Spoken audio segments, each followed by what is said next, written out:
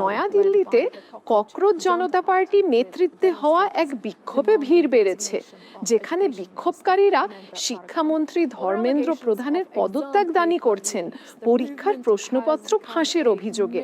এই আন্দোলন এখন সরকারের জন্য বড় চ্যালেঞ্জ হয়ে দাঁড়িয়েছে, কারণ শিক্ষার্থীরা জবাবদিহিতা ও সংস্কারের দাবি তুলেছে।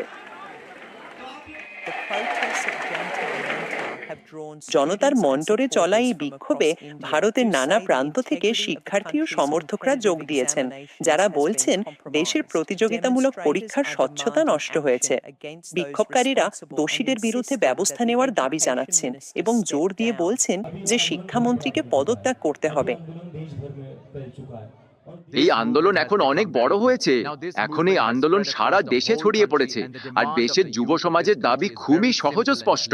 দাবিটা হলো ধর্মেন্দ্র প্রধানকে পদত্যাগ করতে হবে।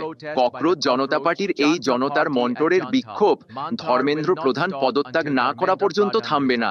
বিজেপি সরকার যদি সমাধান চায়, তাহলে একটাই সমাধান আছে, ধর্মেন্দ্র প্রধানকে পদত্যাগ করতে হবে।